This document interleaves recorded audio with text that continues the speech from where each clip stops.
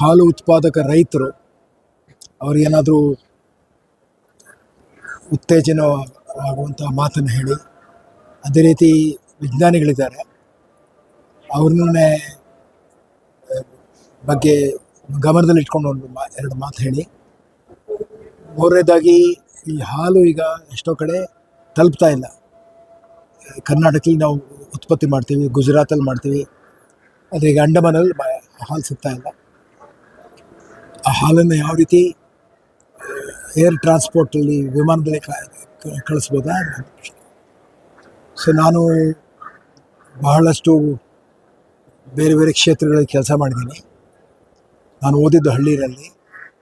ನಮ್ಮ ಮನೆಯಲ್ಲೂ ಡೈರಿ ಇರಲಿಲ್ಲ, ಒಂದು ಹಸುಗಳು ಎಮ್ಮೆ ಇತ್ತು. ನಮ್ಮ ತಂದೆ ಅದೇ ಹಳ್ಳಿನಲ್ಲಿ ಹಾಸನದಲ್ಲಿ ಗೊರೂರಲ್ಲಿ ಮೇಷ್ಟ್ರಾಗಿದ್ದರು. ನಾನು ಆಮೇಲೆ ಮಿಲಿಟ್ರಿ ಸೇರಿದೆ. ಮಿಲಿಟ್ರಿನಲ್ಲಿ ಬಾಂಗ್ಲಾದೇಶ್ ಯುದ್ಧದಲ್ಲಿದ್ದೆ. ಅಲ್ಲಿ ಚೈನಾ ಬಾರ್ಡ್ರಲ್ಲಿ ಬಾಂಗ್ಲಾದೇಶ ಆಯಿತು, ಚೈನಾ ಬಾರ್ಡ್ರು, ಕಾಶ್ಮೀರ್ ಅಲ್ಲೆಲ್ಲ ಆದಮೇಲೆ ವಾಪಸ್ ಹಳ್ಳಿಗೆ ಬಂದೆ. ಆಗ ಮತ್ತೆ ಕೃಷಿ ಮಾಡಿದೆ ಭಾಳ ವರ್ಷ. ಸಾವಯವ ಕೃಷಿ ಮಾಡಿದೆ. ನಾನು ಒಂದು ಸುಮಾರು ಹಸುಗಳು ನೆಟ್ಟಿದ್ದೆ. ಆದರೆ ಇವತ್ತು ಪ್ರತಿಯೊಬ್ಬ ರೈತನೂ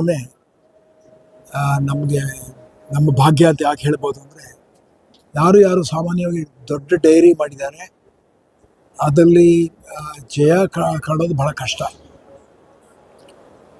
ಯಾಕೆಂದರೆ ಅದು ಬಹಳ ಕಷ್ಟದ ಕಸುಬು. ಡೈರಿ ಕಸುಬು ಅಂದರೆ ಅವರು ಹಾಲನ್ನ ಕೊಂಡುಕೊಂಡು ಉತ್ಪಾದನೆ ಮಾಡ್ತಾರೆ. ಡೈರಿ ಫಾರ್ಮ್ಸ್ ಲೈಕ್ ಅಮೂಲ್ ಇರ್ಬೋದು, ನಂದಿನಿ ಇರ್ಬೋದು, ಪ್ರೈವೇಟ್ ವಿಜಯ ಡೈರಿ ಫಾರ್ಮ್, ನೆಸ್ಲೆ ಫಾರಿನ್. ಆದರೆ ಅವರಾಗಿ ಹಸುನು ಇಟ್ಟು ಡೈರಿ ಮಾಡೋದು ಅಂಥವ್ರು ಬಹಳ ವಿರಳ, ಭಾಳ ಅಂದರೆ ಭಾಳ ಕಮ್ಮಿ. ಯಾಕಂದರೆ ಅದಕ್ಕೆ 108 ಅಡಚಣೆಗಳಿವೆ.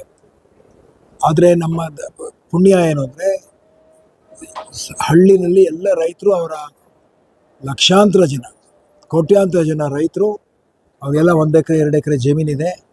ಅವರು 2 ಎಮ್ಮೆನೋ 1 ಎಮ್ಮೆನೋ 2 ಹಸುನೋ ಇಟ್ಕೊಂಡು ಅವರು ಗಂಡ ಹೆಂಡತಿ, ಕೆಲವು ಸಲ ಅವ್ರ ಮಕ್ಕಳು ಸೇರಿಕೊಂಡು ಅದನ್ನು ಅತ್ಯಂತ ಬುದ್ಧಿವಂತಿಕೆಯಿಂದ ಹಳೆ ಪದ್ಧತಿಗಳನ್ನ ಉಪಯೋಗಿಸ್ಕೊಂಡು, ಆಧುನಿಕ ಪದ್ಧತಿನ ಉಪಯೋಗಿಸ್ಕೊಂಡು, ವಿಜ್ಞಾನ ಉಪಯೋಗಿಸ್ಕೊಂಡು ಅವರು ಡೈರಿ ಫಾರ್ಮ್ ಮಾಡ್ತಾಯಿದ್ದಾರೆ. ಅಂದರೆ 2 ಹಸು 3 ಹಸು ಈ ಥರ ಕೋಟ್ಯಾಂತರ ಜನರ ಹಾಲು